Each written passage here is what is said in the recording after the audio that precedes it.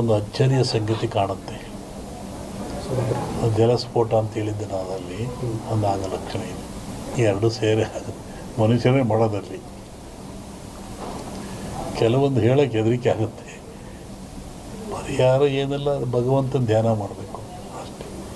ಯಾವ ಪೂಜೆ ಪುರಸ್ಕಾರದಿಂದ ಏನು ಉಪಯೋಗ ಆಗಲ್ಲ. ನೇರವಾಗಿ ಭಗವಂತನ ಧ್ಯಾನ ಮಾಡೋದೇ ಮುಖ್ಯ. ನೆನೆಸ್ಬೇಕು ಭಗವಂತ. ಸೂಳೆಯ ಮಗನುಟ್ಟಿ ಆಳುವನು ಮುನಿಪುರವ, ಯುದ್ಧವಿಲ್ಲದ ಮಡಿಯೇ ಪುರವಲ್ಲ ಕೂಳಾದೀತು.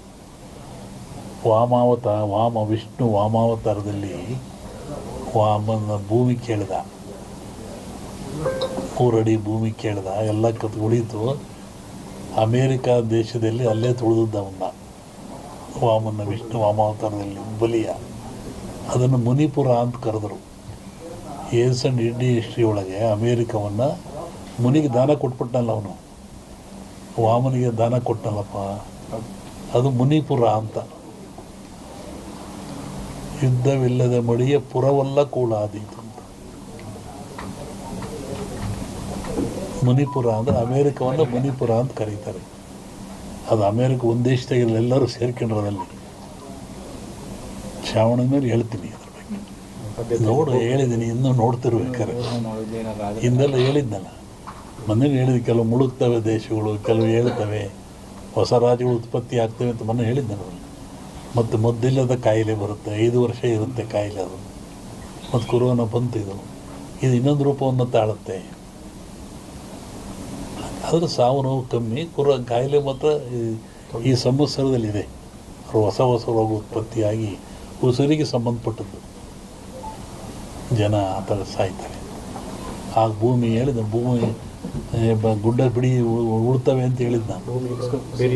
ಬೆರೆಯುತ್ತೆ, ಉಳುತ್ತವೆ, ಸಮುದ್ರ ಜಲಬಾಧೆ ಜನ ಸಾಯ್ತಾರೆ ನಮ್ಮನ್ನು ಹೇಳಿದ್ನಲ್ಲ. ಹೇಳಿ.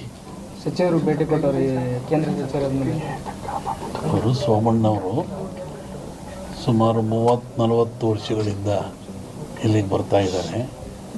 ಅವರು ಏನೂ ಅಧಿಕಾರದಲ್ಲೇ ಇದ್ದಾಗ, ಜನತಾ ಬಜಾರ್ನಲ್ಲಿ ಕೆಲಸ ಮಾಡ್ತಿದ್ದಾಗ ಇಲ್ಲೇ ಬಂದು ಉಳ್ಕೊಂಡು ಹೋಗ್ತಾಯಿದ್ರು. ಅವರಿಂದ ಮಠದ ಮೇಲೆ ಭಕ್ತಿಯಿಂದ ನಡ್ಕೊಳ್ತಾ ಇದ್ದಾರೆ.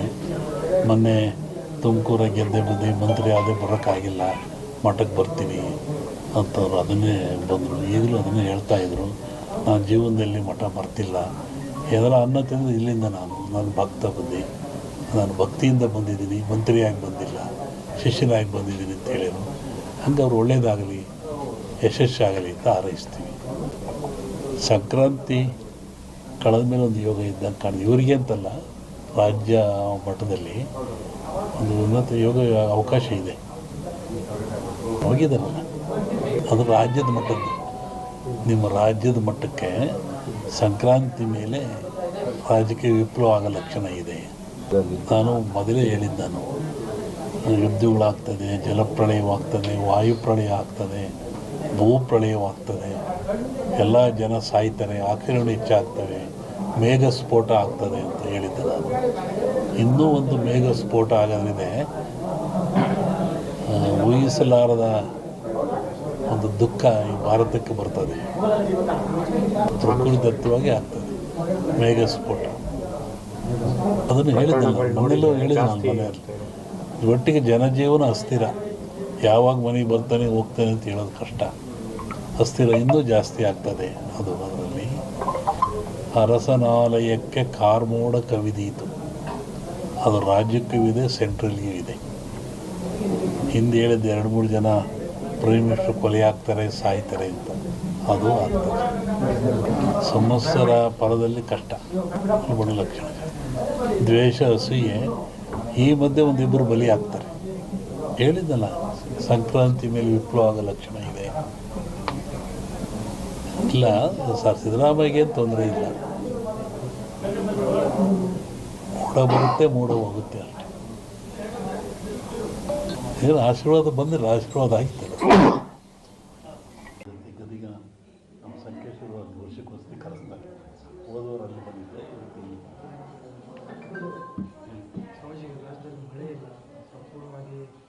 ಮಳೆ ಕಡಿಮೆ ಆಗಿದೆ. ಮನುಷ್ಯ ಎಷ್ಟು ತಪ್ಪು ಮಾಡಿದರು ಆ ಭಗವಂತ ಕ್ಷಮಿಸ್ತಾನಂತೆ.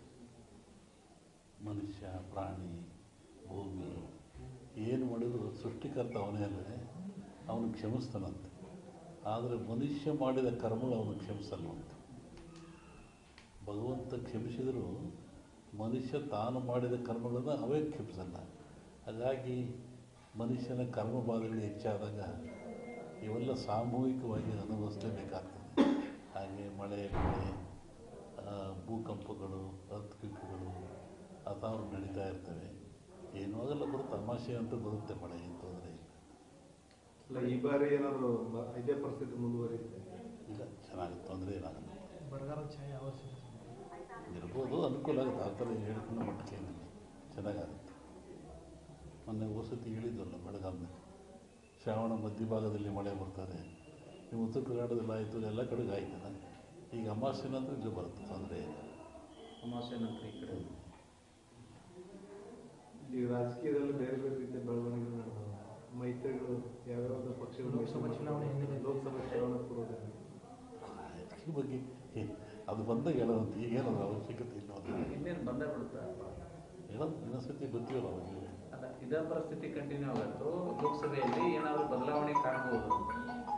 ಹೇಳ್ತೀನಿ ಆ ಕಾಲಕ್ಕೆ. ಈಗ ಬಿಜೆಪಿಯವರು JDS ಅವರು ಹೊಂದಾಣಿಕೆ ಮಾಡ್ತಾರೆ. ನಮಗೇನು ಸಂಬಂಧ, ಅದ್ರ ಬಗ್ಗೆ ನಮಗೇನು ವಿಚಾರ ಅಂತ ಹೇಳಲೂಬಾರ್ದು. ದೇಶದ ಭವಿಷ್ಯ ಏನಾಗುತ್ತೆ? ದೇಶ ಹಿಂಗೆ ಹೋಗ್ತದೆ, ಹಿಂಗೆ ಹೋಗ್ತದೆ. ಸದ್ಯಕ್ಕೆ ತೊಂದರೆ ಇಲ್ಲ. ಅನೇಕ ಆಪತ್ತುಗಳಿದ್ದಾವೆ. ಅದೇ ಬಂದೇ ಹೇಳಿದ ಭೂಕಂಪಗಳಾಗ್ತವೆ. ಮೊನ್ನೆ ಫಾರಿನ್ನ ಕಡೆ ಮಳೆ ಜಾಸ್ತಿ ಆಗ್ತದೆ. ಇನ್ನೂ ಉತ್ತರದಲ್ಲಿ ಮಳೆ ಅಂತ ಹೇಳಿದ್ರೆ ಹಾಗಾಗ್ತದೆ. ದೊಡ್ಡ ದೊಡ್ಡ ನಗರಗಳಿಗೆ ಆಪತ್ತಿದೆ, ತೊಂದರೆಗಳಿದ್ದಾವೆ, ಭೂಕಂಪಗಳಾಗಂಥದ್ದು, ಹಾಹಾಕಾರಗಳಾಗ್ತದೆ, ರಾಜಕೀಯದ ಅಸ್ಥಿರತೆ ಉಂಟಾಗ್ತದೆ.